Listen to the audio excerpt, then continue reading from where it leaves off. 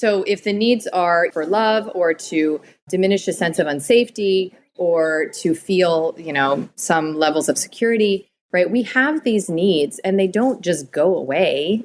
We meet them in all sorts of manipulative and strategic ways until we get to the point where we recognize that it's not working. And that's when the awakening process can begin. That's when your journey can begin. And you start to make these courageous choices to look at how you have responsibility for your suffering.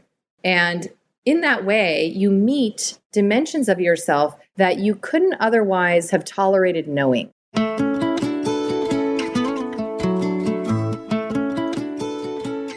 From the Weston A. Price Foundation, welcome to the Wise Traditions podcast for wise traditions in food, farming, and the healing arts. We are your source for scientific knowledge and traditional wisdom to help you achieve optimal health.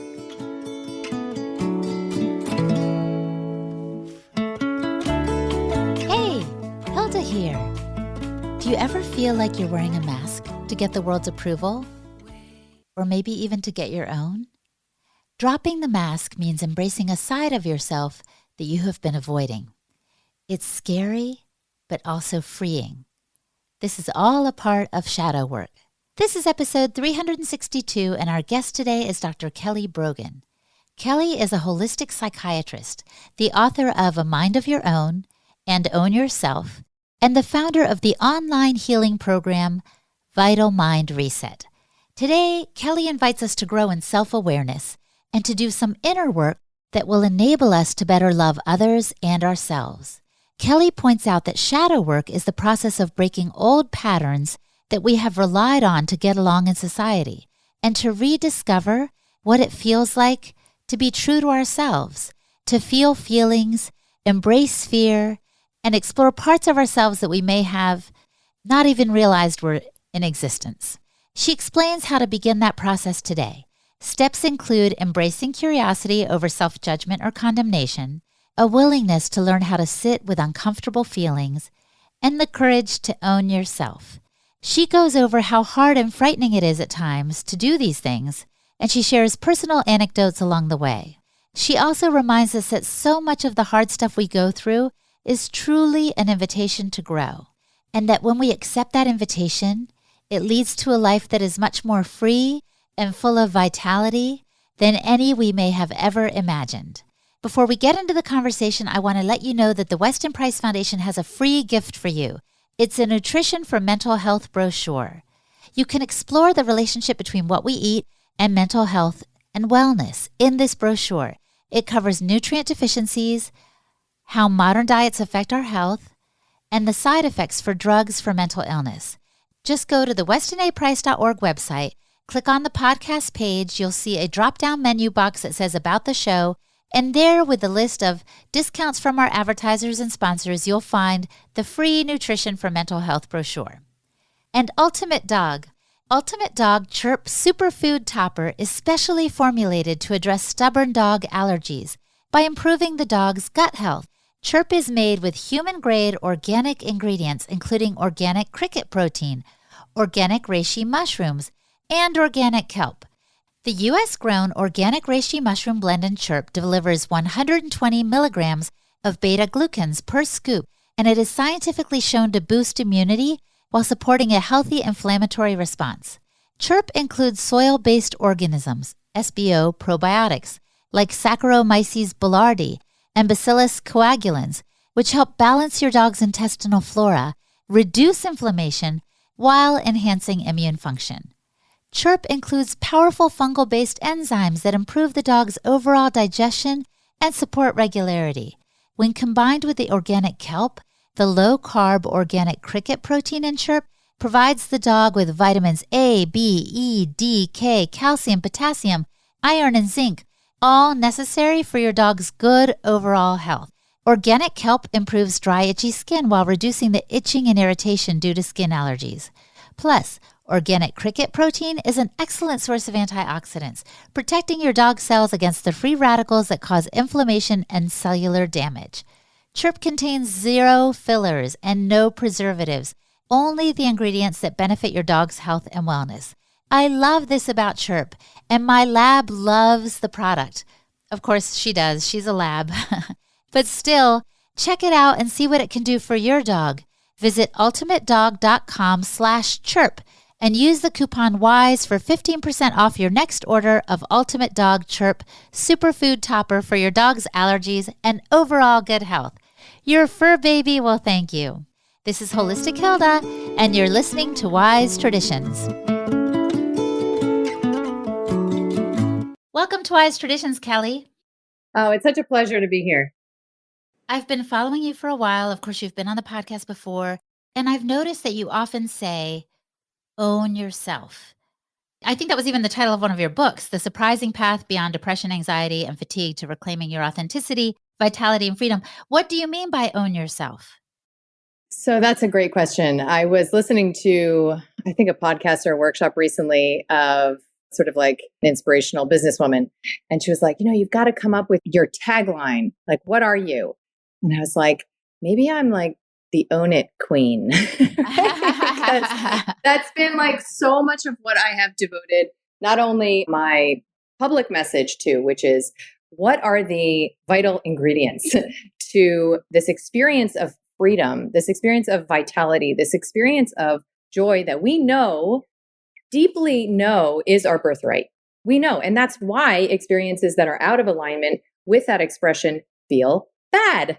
That's why depression, that's why anxiety. And so not only has it been my public message, but it's been my personal work for the past decade is to come into greater experience of personal responsibility for that which is unfolding in my midst. And that sound, I've not pleased everyone with that message because sometimes it can sound like shaming or blaming the victim, right? Like, aren't there just bad things that happen? Well, it's all about your metaphysical narrative. I prefer to live in a world where I actually have God creative power and I am awakening to that. I came here for the delight of experiencing the contrast of my own somnolence, my own sleep, with the awakening to love and the awakening to my own divinity. And as the scariest one is the awakening to my own power.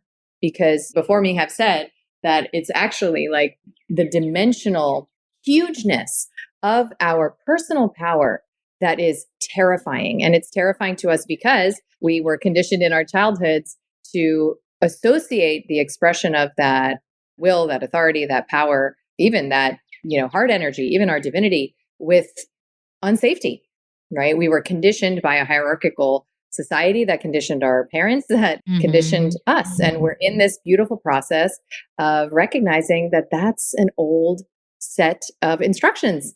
And we are the ones now who are in charge of determining what our life experience is going to be. So it's daunting and overwhelming and this process. But once you start it, you can't go back. Like, there's no crawling back up into the womb. It's only recognizing that this is a journey. I call it a spiral path. Like, we revisit over and over and over again these patterns until we are ready to alchemize them. And we alchemize them in our bodies, right? Like, emotions are not something that happens in your head. I think that's what I was trained to believe as a psychiatrist, right? Right. They are literal energies that move around your body, and your nervous system has to get to the point of being able to hold those energies, or you won't do the deeper work that is awaiting you until you're ready to do it, right? That's why I'm a big believer in like this Maslow's hierarchy, like order of operations. Like, first, the body temple, right? Like, first, you learn what it is to exercise your power of choice in the realm of lifestyle. And you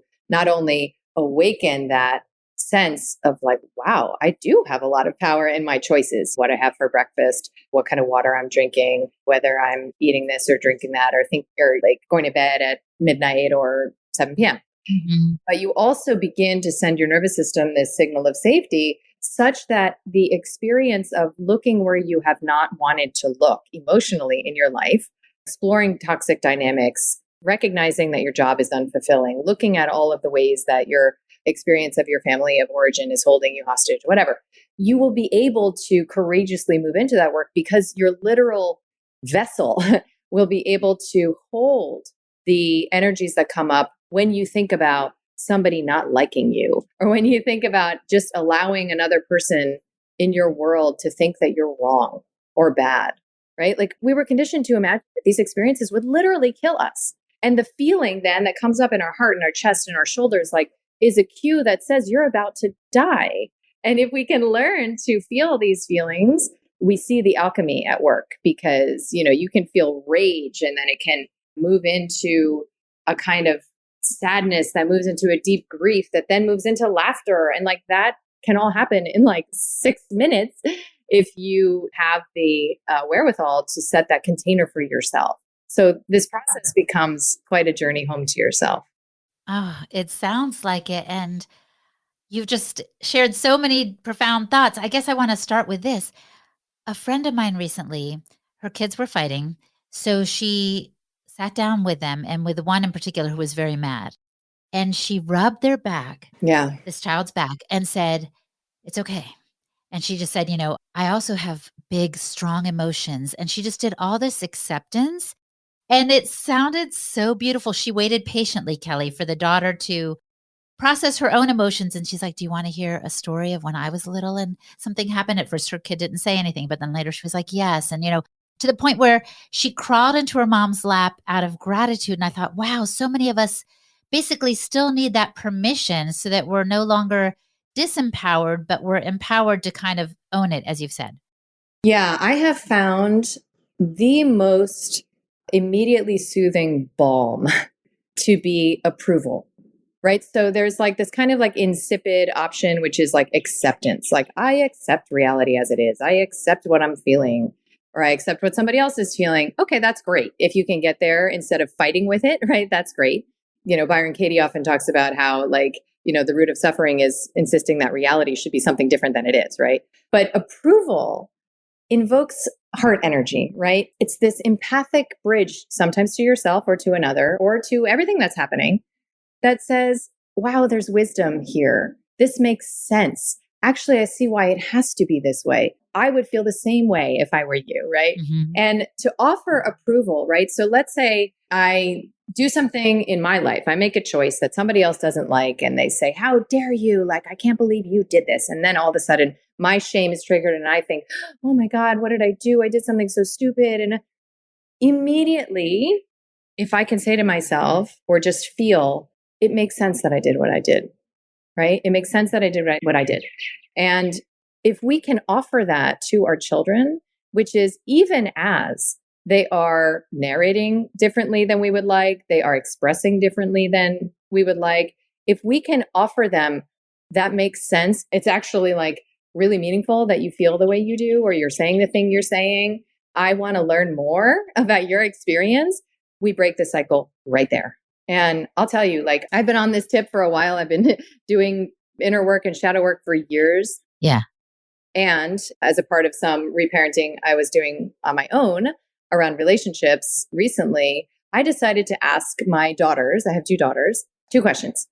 So I asked them, I said, I want to know about a painful memory that you have of me and something that I did that when you think about it now, it still hurts you. That's number 1. And number 2, I want to know, what do you need from me that you're not getting from me right now in your life? And so here I am, like, I'm a pretty cool cucumber, like I can handle a lot of stuff. And that's part of my trauma response, is that actually, like, I disconnect very easily from my emotions, and then I don't feel much of anything and I can handle it, right? So I've been working on that and working on allowing my emotions to exist and becoming this container for my experience. And it was tested big time with this inquiry. So they responded, they both decided to respond in writing. And the response that my eldest daughter offered, my eldest daughter is like, she's 13 and she's basically like a spiritual guru and teacher for me. So is my younger daughter in a very different way. She teaches me how to feel feelings. And my eldest is just has this, like, her name is Sophia, and it's, she is a goddess of wisdom. Mm. And, she offered to me, she said, listen, I remember that before we moved to Miami, which was 4 years ago, there was a lot of conflict in the family, and this includes my family of origin. And she said, I remember, well, whatever, I don't need to get into the details, but she had very unsavory memories of my role, Kelly. And oh my God. I mean, like, my story about what happened was like, I was the victim. Okay. And here she has a story where, like, I am the villain. And I was like, not only like lit on fire by this, but I was, again, so I read this not in her presence, and I was hysterically crying. Okay. My children do not typically like trigger me. Like they're not where a lot of my, like, and so this caught me really off guard. And I recognized like, wow, I was actually secretly attached to my children. It's called a narcissistic extension. Like my children experiencing all of my psychospiritual work that I've done as 100% positive. Like, and if my children see me as something other than I would like to see myself, I can't handle it. And I failed. That's what I felt. I felt like, wow, I have failed in my one mission in this life, which is to like end these cycles of abuse and trauma in my family line. And I then in my despair, I recognized like this little voice was like, no, Kelly, this is the moment, actually. Like, this is the moment where you end the cycle. And so when I sat down with her, I recognized my story is irrelevant. And I did not say one word about my version of the story, my thing, whatever. And I simply crossed the bridge to explore her experience. That day evolved our relationship like a quantum leap. And not that it was like problematic to begin with, but like I noticed within days, she was like more affectionate with me. I mean, it was just so, and I felt so proud of myself that I could do that. And I had to hold myself, right? Like my inner girl was like terrified that I have been called bad and wrong, right? She thought she was having a crazy freak out inside me saying like, we're about to die, like mobilize the defenses, right? And I have gotten to a point where finally, like I could just barely hold the container and say like, no, I'm here now. I'm an adult woman. It's okay. I can handle this, right? We can handle this. I'm driving the car. I hear you. I see you, little girl inside. And it's okay if somebody thinks these things. And isn't that, everything? Yes. And what if what we think feels like dying is actually the birth of something better? It almost always is. And that's exactly the hallmark, like the signature that I've found is when you're about to expand, this is my biased perspective, you will choose to lose something, relinquish something, or walk away from something that you formerly thought you would die without. That has been the hallmark of every like vaginal canal I have passed through in my multiple rebirth, in this lifetime. It's when I've had a dependency, I've had an attachment, I've had an experience of hidden victimhood and hidden disempowerment that was cloaked in well, everything's fine. And if I just keep this going, it'll be okay. And often there's a dynamic in there of like what I refer to as like getting, trying to buy eggs from the hardware store where it's like, just keep trying. Eventually it'll work. Like eventually you'll get the feeling of love or connection or empowerment or whatever that you're looking for from this place that just cannot offer it to you. And it's the same thing I observed with all of my patients before they would come to me is they had that experience of awakening to the reality that they were trying to buy eggs from the allopathic medical hardware store, the eggs being their own experience of meaningful embodiment, right? Like meaningful selfhood, right? Because they knew that something was being delivered through these symptoms that they were having. And what they ultimately concluded after working with the conventional system was, oh, it must be the affirmation of my wrongness. Like, oh yeah, I am actually this, messed up. I am actually this broken. And they only found their way to me because there was like another part in there that said, hold on a minute, like there's more to the story. And that story can't be completed at this place we've been going to. We've got to go elsewhere now that we know what we want, which is transmutation, transformation, and alchemy. It's the light that shines through the wound. It's not the festering septic systemic infection or whatever that comes from the wound. So Kelly, you've been in this field for a while, so you're using terms that may be new to some of us. And I honestly am not even sure I get this concept. So I want to ask you, what do you mean by shadow work? What do you mean by inner work? Here's the easiest way to explain it. So we were raised, all of us, in a society, no matter where you were raised in the world. Well, maybe there are some indigenous exceptions, but where there is a binary consciousness, a dual consciousness, where there is such a thing as good and bad, right? And good is good and bad is bad. And because of that, you learned through social conditioning and often very elaborate systems of enduring reinforcement, like intermittent conditioning, where sometimes your mom had a freak out if you left a crumb on your dish. Sometimes she didn't, right? Sometimes she pet your head because she didn't even notice. So this like somewhat crazy making, but ultimately learnable system of reward and punishment was in place in most of our households. And even if you were not like physically beaten or punished in seemingly measurable ways, there was maybe a withdrawal of love, right? Like, so maybe my daughter comes in when she's 2 years old and she's so excited because she just found this caterpillar outside and she's got it on her finger and she says, "Mama, mama, mama." And I'm on this super important phone call. Maybe I'm being interviewed. This actually happened. I remember one time, like a podcast or whatever.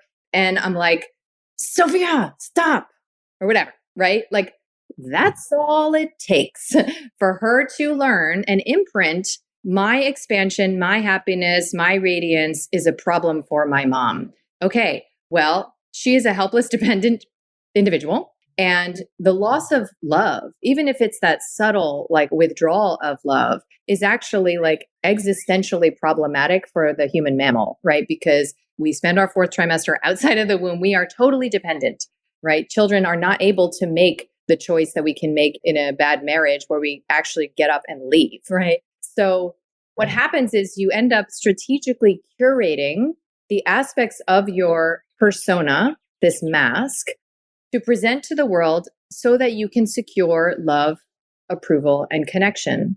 And there gets to a point that, Jung refers to as the individuation process, where you recognize that it's kind of not working. Like, you did all the things, right? You got the job, the relationship, like the body, or maybe you're still struggling to do the things or whatever, all of the ways that you've been going to the hardware store to buy eggs all these years. You're like, oh my God, I still don't feel okay. Like, just okay, let alone joyous, let alone like living every day in bliss and pleasure and ecstasy. Okay. Just, I'm not okay. And what do? We develop all sorts of addictions, right? All sorts of workarounds. Addiction is not a pathology. It is a very necessary way to meet needs that you don't have another way to meet, right? And pharmaceuticals are nothing other than that. So if the needs are, for love or to diminish a sense of unsafety or to feel some levels of security, right? We have these needs and they don't just go away. We meet them in all sorts of manipulative and strategic ways until we get to the point where we recognize that it's not working. And that's when the awakening process can begin. That's when your journey can begin. And you start to make these courageous choices to look at how you have responsibility for your suffering. And in that way, you meet dimensions of yourself that you couldn't otherwise have tolerated knowing. And we all have this, right? So if I think of myself as a nice person, in my shadow is my selfish, mean, manipulative person. Always. Every person has this dynamic, right? I might think of myself as a selfish, mean, manipulative person. And then in my shadow is my docile, sweet, compassionate, kind angel, right? So like whatever it is my self-concept encompasses, in my shadow is the opposite. So like very often in my, like work, career woman life or whatever up in New York, I would get very triggered by women that I felt were disorganized and incompetent for whatever reason. Like that was like annoying to me as qualities in women. I had to meet as a part of this integration process, the part of me that is disorganized and incompetent, right? And that is terrified that if she ever is exposed, she has like all of these protector parts hiding her, because if she's ever exposed, the jig is up or whatever, like I will lose love. And so that's where the portal to your own self-integration is always going to be through your judgment and resentment. Yeah.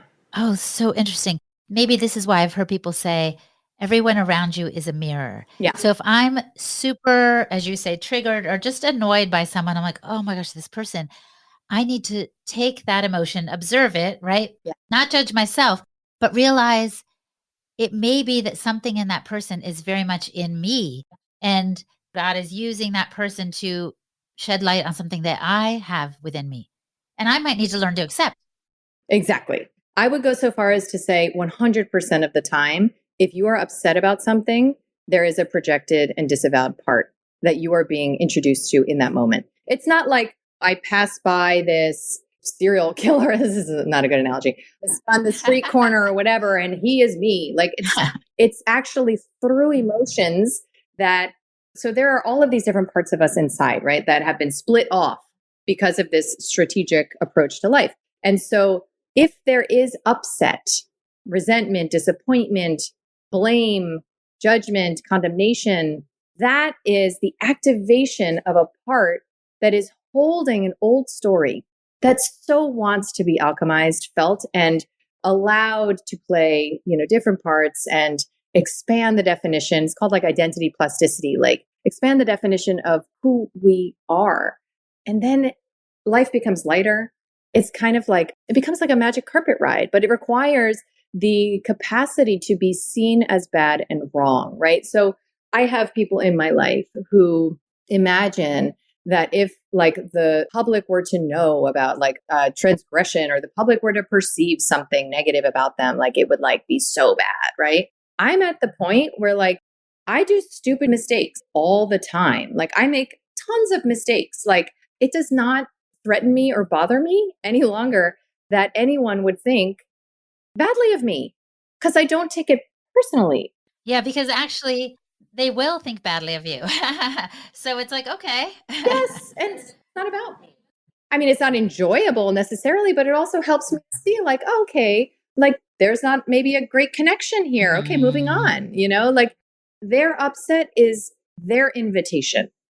And if I'm upset about their upset, oh, well, there's my invitation, right? Like, so it's this radical responsibility model for emotions, I think is really the only way, because otherwise, even on the sort of geopolitical scale, we can be manipulated and leveraged based on the projection of our own shame, the projection of our own judgment onto others, right? And then we get divided. And then what happens? We get conquered, right? So like in recent dimensions of the PSYOP, there's been a leveraging of this idea of like the good citizen, right? What does the good citizen do? And it's actually been, I think, in many ways leveraged in spiritual communities, right? Because most people go follow spiritual gurus and look to spirituality because they want to feel better and they want to experience themselves as good because they got a lot of beliefs that they are bad, Right. and twisted by their darkness. And so they engage in something called spiritual bypass, which is the avoidance of anything that feels bad, flight into the light and transcendence. And so they are sitting ducks for this kind of a psyop that says, if you are a good, virtuous, compassionate, caring individual, you will wear your mask and get your prophylactic injection, right? Like that is what you will do. And if you not do that, you are selfish. And of course, this concept of selfish is part of this mechanism, because I believe in something called sacred selfishness, penned by this guy, Bill Harris. And I love that concept because without a deep focus on self-awareness, you will never know what it is to care for another person, let alone love them. It's not actually possible, because you will be engaged in this endless projection of your parts that you are unconscious about. And you'll either idealize those people and attach to them, or you will vilify them. And you will be engaging this war on the outside that I like to joke, like you're funding both sides of the war. And it's inside. It is inside. Any conflict that I have in my real life, and this includes with government and all sorts of secret agents or whatever, like universe I used to really live in around activism, it is inviting me to reconcile those parts within and to really make informed choices about what I want to do with my energy. Right. Because that's what we're to get to like occultist about it. But the harvesting of fear, I think, is a very real thing. Emotions are incredible, precious resource, right? That can be tapped. And so the experience of fear within us is something we are not taught to hold or to alchemize. And it's very real. It's very real. And it's very active. And when we can get to this place where we experience fear, we dialogue with it, we get to know it. What is it trying to tell me? What's actually happening within me? What am I afraid of? Right? Then we can recognize that often what we're afraid of is like our aliveness. Like we don't actually know how to feel so alive. And if you've ever had an expanded experience, right? Like even just like a good thing that happened to you, like an exciting, cool thing that happened. I bet that feeling didn't last very long, right? Because what happens is we start to habitually contract again. We look for conflict. We start a fight with our boyfriend. We start to focus on the bills or whatever, because that experience of expansion is something we have to, as somatic experiencing practitioners say, we have to titrate into. We have to take little steps into holding our power, holding our aliveness, because it's otherwise represented something that was dangerous in our childhoods. It's so fascinating what you're describing, because I feel like it's been something of what we've gone through these past few years. We could decide, or at least see, am I going to live in fear? Yeah. Or am I going to embrace the unknown of my own power and personal responsibility? Yes. And I mean, as an activist, I have had some very humbling moments where I have recognized that, first of all, a lot of people are drawn to activism because they have very significant unexplored trauma. Mm. And they are playing the rescuer role in the drama triangle, which is the Cartman drama triangle, which is the victim triangle, right? Where there's a villain, there's a victim, and there's a rescuer, but they're all in victim consciousness, which is feeling disempowered and empowering the enemy. Right? Yeah. It's so funny, right? Because in victim consciousness, you actually have this very intimate relationship with your enemy where you're just like, their energy is like always up in your body. And when you are the rescuer or the activist or the healer or the helper, sometimes, not always, but sometimes there is this dynamic where you're actually implying that the person, maybe it's the anonymous victim, like that person who you imagine is going to not get a vaccine because of reading your blog or whatever. You are actually reifying this concept that they can't figure it out for themselves, empower themselves, or do it without you. That's not true. We all have this native power, and nobody actually needs rescuing. Nobody. That doesn't mean we don't need and deserve and require support. Okay, that is a totally different thing. But this concept of rescuing is actually a hierarchical power dynamic. And it also doesn't mean that we don't each have our gifts. However, when you're the rescuer, what can happen is that you just end up moving your way around that triangle. And that's why when Nietzsche said that be careful in fighting the monster that you don't become him, I've seen this to be very, very true and brushed with it myself, where I got to a place in my own activism where I actually recognized that without this level of conflict and fight against the bad daddy and bad mommy, I wasn't sure I would have meaning, right? I wasn't sure I wanted things to get better if I was really honest with myself. Like in this more beautiful world, like what is my role? Because I'm this valiant warrioress. And if I'm not doing that because there's no fight, well, then who am I? And what if I don't matter because I can't help anyone? And what if that means I'm not lovable? Coming up, Kelly explains why whatever you're feeling right now is perfect. It's all okay. Whether you're disempowered, depressed, anxious, tired, it's totally okay. You're listening to the Wise Traditions podcast from the Weston A. Price Foundation. We pause now to recognize our sponsors. Paleo Valley. You guys, the New York Department of Health and Mental Hygiene found that 84% of products that say 0 grams of trans fat on the packaging actually contain trans fat. How is this possible? Because if a product contains less than 0.5 grams of trans fat per serving, they don't have to put it on the label. But a lot of meat snack products are made with hydrogenated oils, which contain trans fats and are particularly bad for heart health, blood sugar levels, inflammation, and belly fat. Paleo Valley beef sticks, on the other hand, are free of hydrogenated oils, making it one of the healthiest meat snacks on the market. Plus, Paleo Valley beef sticks use old world methods of fermentation, which gives the beef sticks a long shelf life without the use of harmful acids and chemicals. Our family, well, we're just huge fans of these sticks. Honestly, I order them all the time. We especially love the jalapeno and teriyaki flavors, which reminds me I have to get on the site and order them right now. You can get yours too at paleovalley.com and use the code WISE for 15% off. Again, that's paleovalley.com and the code word WISE. And enjoy. Optimal carnivore. Organ meats are some of the most nutrient-dense foods on the planet, but they can be intimidating to prepare and hard to source. Optimal Carnivore makes it easy to get started. They take 100% grass-fed organ meats from New Zealand, freeze-dry the organs, and encapsulate them into convenient bovine gelatin capsules. They chose New Zealand because it is one of the cleanest environments on Earth. The animals are 100% grass-fed and grass-finished and free of hormones, pesticides, antibiotics, and GMOs. And since our ancestors would have eaten the whole animal, Optimal Carnivore created a unique blend of 9 different organs in their grass-fed organ complex. It's a powerful combination including beef liver, brain, thymus, heart, kidney, spleen, pancreas, lung, and gallbladder. This is awesome. Each organ brings something unique to the table, providing a large range of nutrients. It's a real nose-to-tail solution, and it's perfect for people on the go or those trying to develop an appreciation for organ meats. I take these supplements myself to help fill in the gaps. Plus, Optimal Carnivore plants 1 tree for every product sold, which helps the environment. Again, they offer a grass-fed organ complex, a grass-fed bone marrow, and a grass-fed liver product. Go to Amazon.com/optimalcarnivore and use the code WESTON10 to save 10% on all products. That's Amazon.com/optimalcarnivore and the code WESTON10. This is Holistic Hilda, and you're listening to Wise Traditions.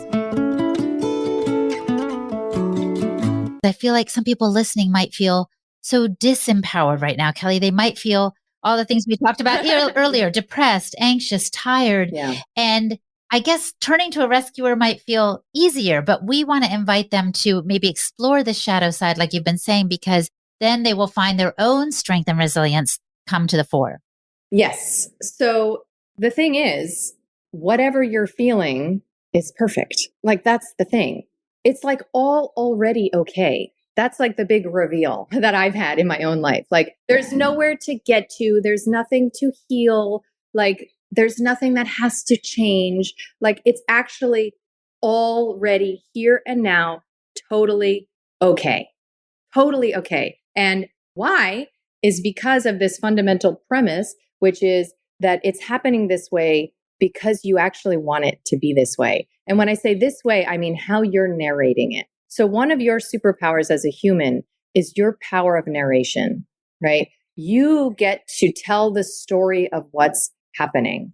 So I could feel very victimized in a given dynamic, right? Relationship where I say, he did this and he did that, and I can't believe it and whatever. Like, or not to bypass, right? There's a lot of feelings that come up with that victim story. Those are super important. Let them ride the train of your poor me story so that you can feel those feelings, approve of them, explore them, let them move in your body, literally move your body around, to see what these feelings do, right? Because without much like word added to them, they're just sensations. It's a racing heart. It's a tight stomach. For me, it's like when I feel afraid, those like leaf rakes, those like big green, like pronged, like leaf rakes. Oh, yeah. It's almost like one of those like rakes is like in my chest. And then the bottom stick of the rake is like plunging down in my stomach. Like, that's like literally what it feels like to be in my body when I feel like upset about what somebody has said or done or whatever. Okay.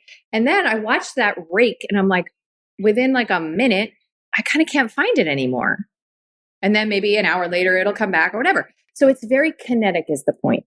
But when you ride that victim story to allow the liberation of your feelings, you also can play with it a little, right? You can say, I wonder what's in this for me, right? And I wonder if this is actually going to bring me to an experience of awareness and choice that couldn't have been available otherwise. Like, oh, this is why I wanted it to happen this way. I wouldn't have designed it maybe this way if I was like totally in charge, but I can see why it actually needed to happen just this way for me to awaken to this other dimension of me that I would have never met, right? Because it's our cardinal fears. Like, I'll tell you, I have been living, which is a big part of my activism, with a cardinal fear that men can kill me. Okay, like Jordan Peterson says, women are afraid that men will kill them, and men are afraid that women will laugh at them. I find that to be very wise and very deep, right? And so wise. I'd never heard that before. And it's just one perspective. However, as somebody who has developed quite an arsenal of defenses, intellectually and otherwise, attitudinally, what are these defenses actually saving me from? Like humiliation? I don't know, maybe. But no, I think it's bigger. This is existential. And maybe even I'm carrying that fear for a lot of collective women, right? In my work or whatever, my chosen role. And so if I don't experience that fear through these various things that come up in my life, these very personal experiences that come up in my life, and I go into it and I talk to that fear and I meet that part of me and I meet all the parts of me that are protecting that fear, right? And I thank them for doing their part, right? And I liberate that fear to play. That's what's happened. That's why I have started to desecret my sexuality. And that's why I've started to liberate so many aspects of my relationship to money and my relationship to choice in my life and my mothering. It's because I went into that fear and I recognized that it's not appropriate any longer for who I am and what I am today, that it's a fear from old, right? Like from many, many decades ago. And that doesn't mean it's totally extinguished. And if I were to like walk down an alley, in the Bronx or something, that I wouldn't be on guard. It's not about that. This is a storyline of my life. And I get to rewrite that storyline anytime I am courageous enough to actually sit down with its component parts and learn about them, right? So the point is, if you are feeling something, it is an invitation. You do not have to take the invitation. You will take it when you're ready. And you're ready when you're ready. Listen, like I have made a lot of courageous choices in my life and I was not ready the second before I was ready. And the moment you're ready, it'll just feel like jumping in a cold pool, like, here I go. Yes. And you'll get through that shame wall, you'll get through that fear wall. And on the other side, you'll realize, oh my God, I'm still alive. And you're a new you. In that moment, you are a new you. And you will never go back to the person you were, who believed the things you were, who was holding yourself small in this little cage of your own design. I mean, that's the big reveal. It's like we are our own captors. There's no one holding us in this cage but ourselves. I have two thoughts right now. One is I know someone whose wife basically told him to get out. And he said he felt like he was in a canoe and tossed out of the canoe into the water and then went over a waterfall. He thought he was going to die, but he found himself bobbing up. Yes. And this illustration reminds me of what you're saying and what you've said on posts and stuff, that the best way out is through. It's awareness. It's taking the invitation to explore parts of ourselves that may be frightening at first, but that will help us realize our potential. I think frightening is often an understatement, right? Because when that happened to him, it wasn't like, oh, this sucks, right? It probably brought up in him the terror of a child who thinks they're about to die. That's literally the signature of when you are about to do major league alchemy. Okay. And all you have to do is be willing. It's like childbirth, right? To birth a child, you don't have to do much of anything. You have to be willing to capacitate the energy and sensations moving through your body. That's kind of like weirdly kind of it, right? So you have to be willing to hold the emotions in your body. Of course, I'm a believer in my own program, Vital Mind Reset, which sets up your body to hold these emotions, since I don't think that's a trivial dimension of it. However, you have to be willing and able, let's say, to hold these emotions in your body. And then you get to offer yourself that meaning, that approval. You get to say, there's something in this for me. If I simply agree not to fight with reality, if I simply agree not to say, no, this can't exist. It already exists. It's already happening, right? So like the more you can get to a place of like, I mean, this is even true on the international scale or whatever, like this is happening.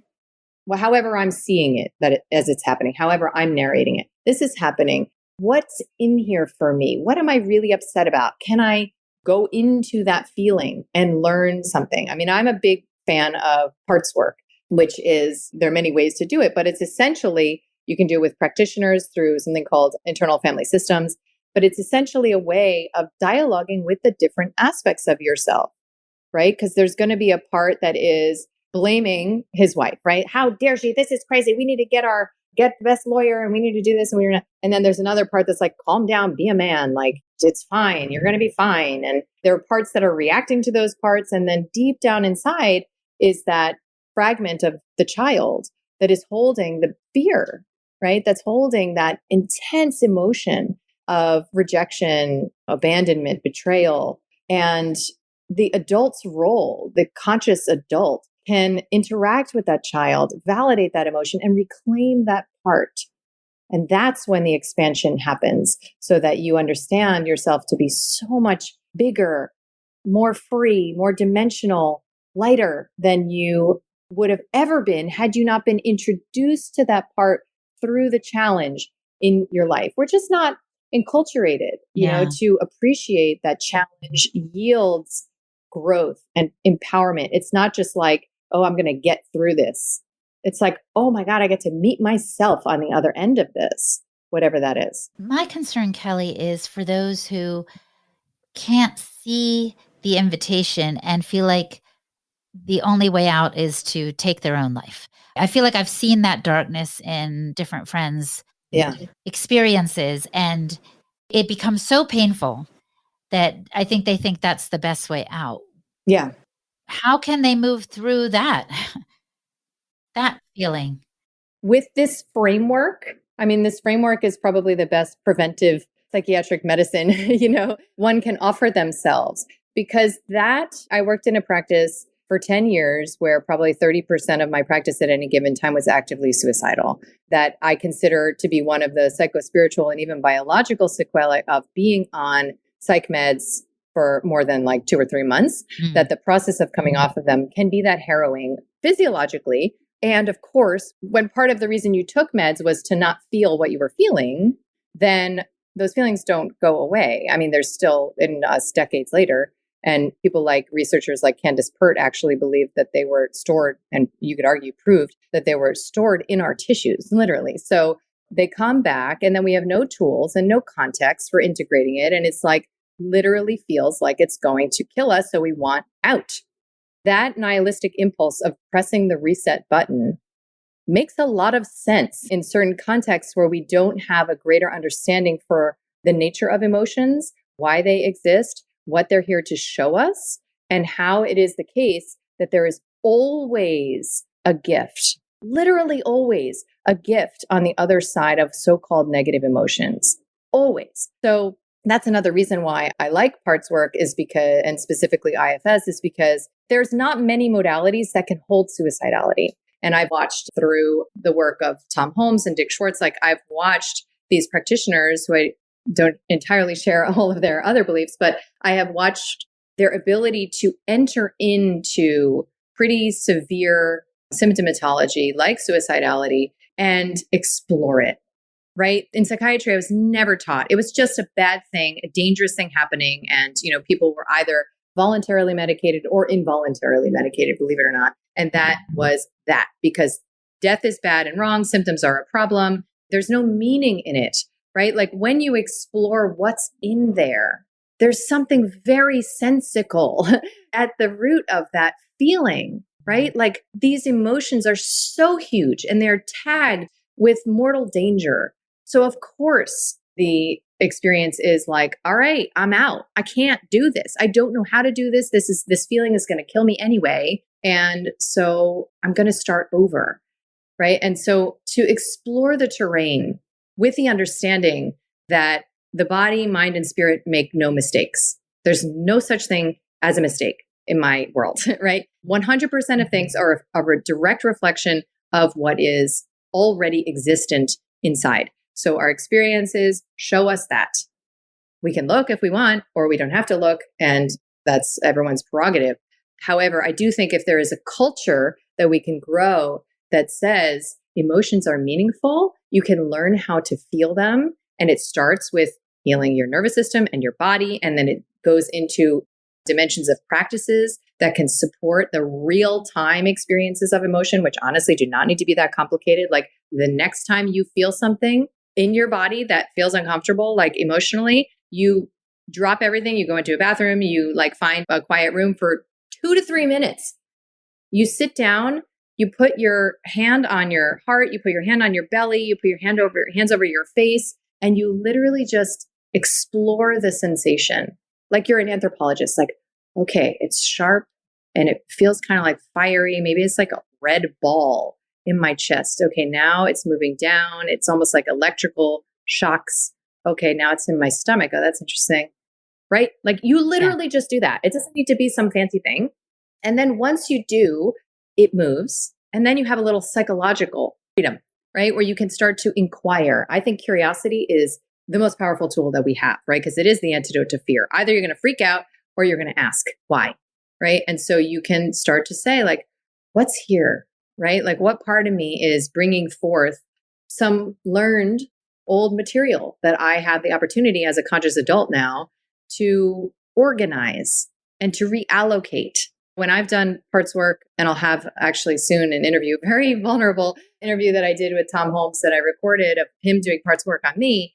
Every time I meet a part that is holding a burden of an old story, once that part is liberated, like all she wants to do is like dance and play with her kittens and like run around outside, right? So then I have that energy reclaimed for myself. But this alchemy is not a part of our collective consciousness. Well, it is to some extent growing yet, where there is this idea that emotions have an arc, right? Because even when we cried as kids, what were we told? Stop crying. You're fine. It's fine. So we never learned like, oh, if I cry, eventually I'll stop on my own. And it will be because a new energy will come into my body, right? We never learned that. And so that's why, many of us walk the earth having this feeling like sometimes if we start crying, we feel like I'm never going to stop. I'm never going to stop. If I don't want to cry because like the dam will break, right? And that is it's an old program that came from childhood where we never learned that emotions have an arc.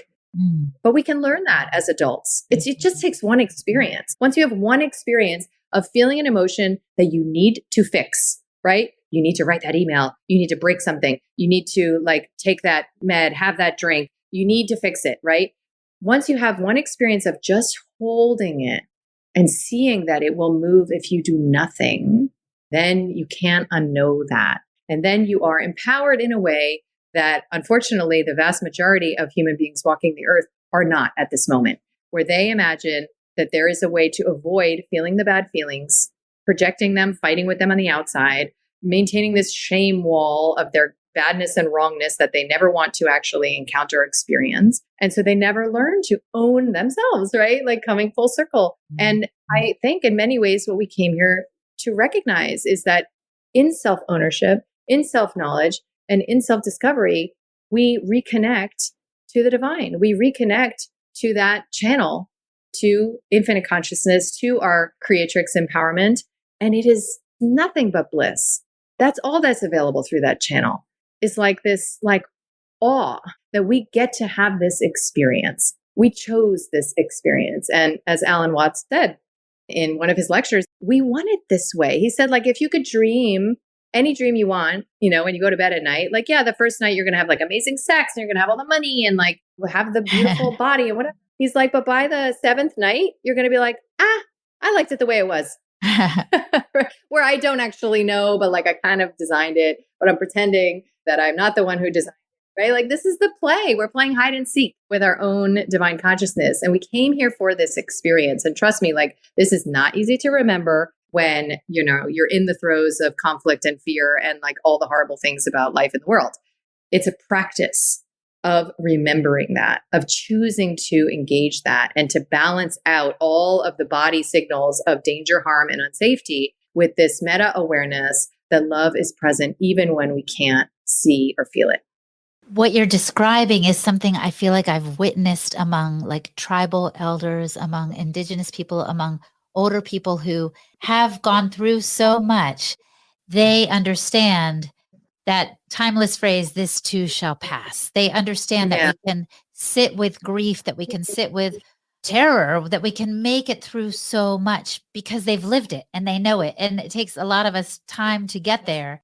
But it sounds like there's beautiful vitality along the way and in the end. Yes, I would agree with that. And that's the word I love. That's why it's in all of my products, just that vitality. It's our birthright. It is. And we know that. And that's why we have these signals of suffering whenever we're out of alignment with our power to generate that vitality and the conditions associated with it. Yeah. Yeah. So we have to wrap up, but this has been amazing. I feel like people are probably going to want to go back and listen again. I know I do, just to, as I learn to navigate the shadow self, to do this inner work that is, it's rewarding work, but it is work, right? It is. And it can feel like, oh my God, I did not sign up for this job, but you did. You did. And you love it secretly, even though it's not always apparent.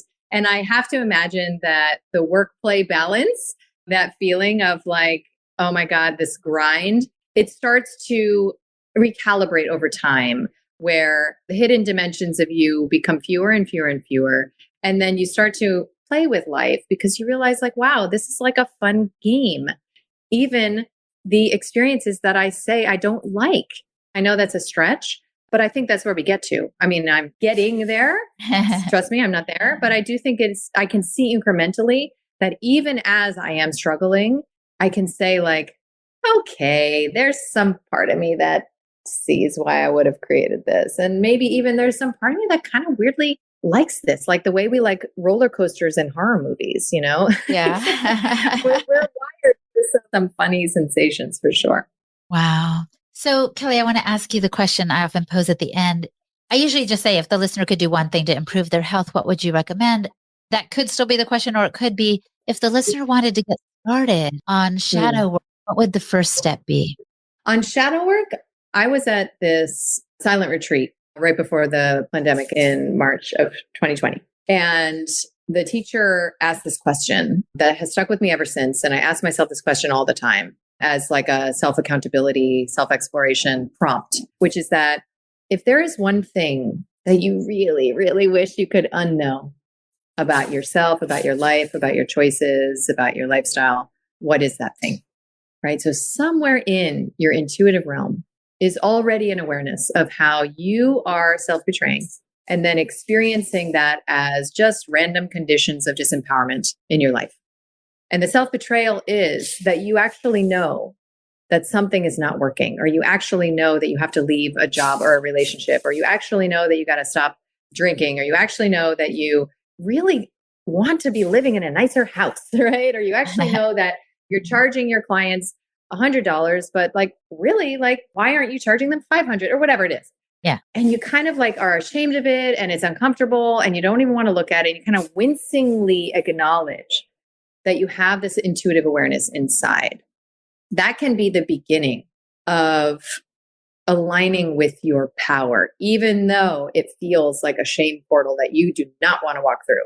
Because if we recognize that ultimately experiences of betrayal on the outside are reflecting our betrayal of our own inner intuition, our own inner knowing, that is the beginning of connecting to choice and the power of our choice, right? Like the choice can be so simple, like, I really know I shouldn't be sending my child to school in a mask, and I'm fighting the district and blah, blah, blah.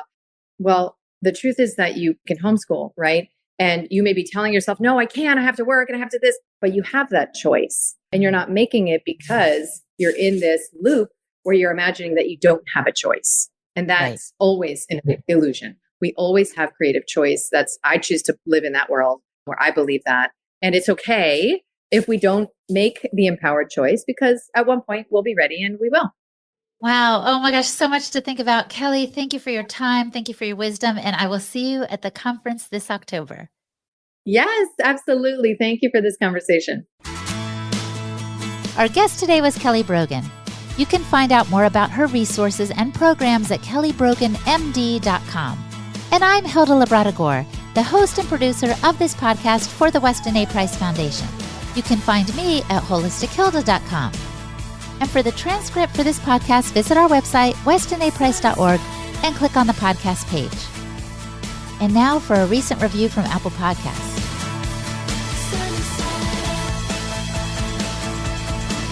And this is not a good one, you guys. It's from LM 18273645, and they gave us just 1 star, and they said not well researched. And then their comment was not well informed. This is kind of disappointing. Honestly, we do our best to do the research on every episode we do. We make sure the experts are vetted, that they know what they're talking about, that they're reliable, and that you can count on the information they're giving you to be top notch. So let's respond to this review on Apple Podcasts with some reviews of our own, shall we? Please rate and review us if you haven't yet. I hope this puts a little fire in your belly to get you rating and reviewing our show on Apple Podcasts. Just go there, give us as many stars as you like, and tell us what you think of the show. And honestly, if you think it's not well researched, you don't have to listen at all. But for those of you who are still with me, thank you for listening. Stay well, my friend. Hasta pronto. On behalf of the Weston A. Price Foundation, thanks for listening. We have many free resources to support you on your health journey. Visit westonaprice.org to find podcasts, articles, videos, and more. You can also find a local chapter near you for help in finding sources of great food. We invite you to support the Foundation's mission of education, research, and activism by becoming a member. Thanks again, and take care. Wise Traditions is a project of the Weston A. Price Foundation for wise traditions in food, farming, and the healing arts. The content on this podcast is provided for informational purposes only and is not intended to substitute for the advice provided by your doctor or other healthcare professional. It is not intended to be, nor does it constitute healthcare or medical advice.